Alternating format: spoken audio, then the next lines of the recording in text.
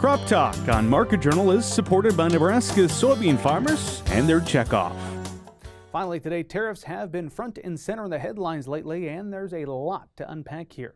A team at the Clayton Yeutter Institute of International Trade and Finance at UNL has been digging into what these tariffs, or perhaps the threat of tariffs, mean legally and how they could impact trade and agriculture both here in Nebraska as well as all across the USA. Market Journal's Bill Dodd brings us this story. Since taking office on January 20th, President Donald Trump has moved swiftly to impose wide-ranging new tariffs on U.S. trading partners. These actions could have far-reaching implications for trade and agriculture right here in Nebraska.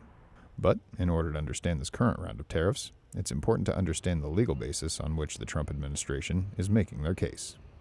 Yeah, we're seeing the first use of IEEPA 1970s statute ever for the imposition of tariffs. IEEPA allows the president to take a variety of actions against foreign property when he declares a national emergency. The president declared a national emergency with respect to fentanyl and illegal immigration, and that's the justification for imposing tariffs against China, Mexico, and Canada under IEEPA, the International Emergency Economic Powers Act. So we have trading relations under two major treaties with Canada and Mexico. And then, of course, we've had a free trade with them since 1994, first with the North American Free Trade Agreement that was revised in 2020, early 2020, with the U.S.-Canada-Mexico agreement. But USMCA basically has a lot of what NAFTA had in it, including the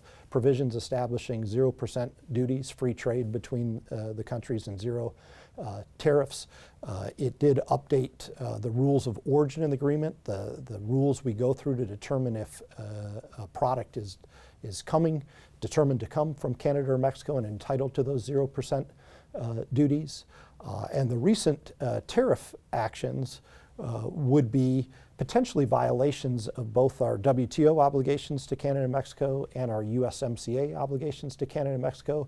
But it's important to note that both agreements contain what's a so-called national security exception, or in the language of the agreement, essential security exception.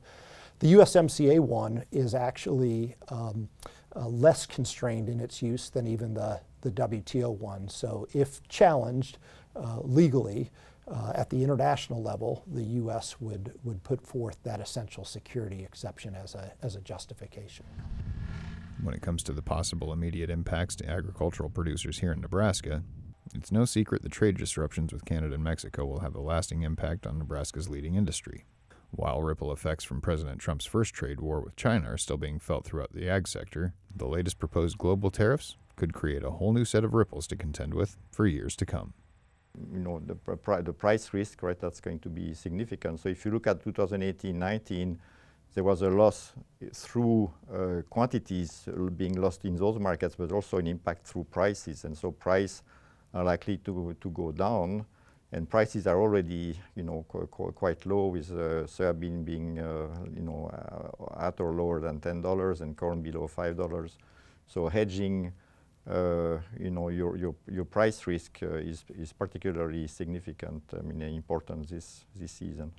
But if we looked at the 2018-19 episode under the first Trump administration, we have some lessons there to learn.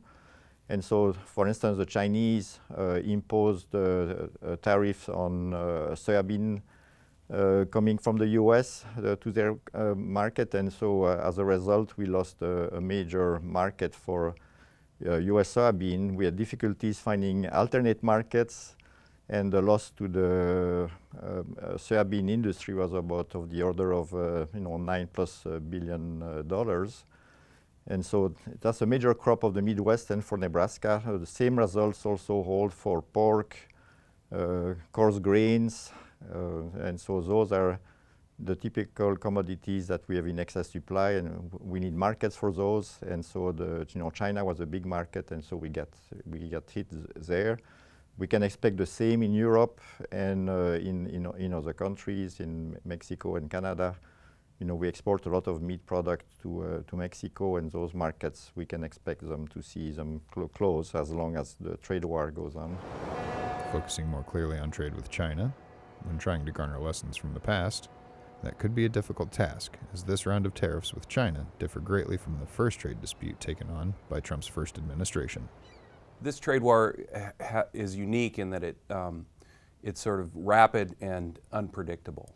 I think in 2018 there was a pretty structured schedule of tariff increases that were announced in advance, and they stuck.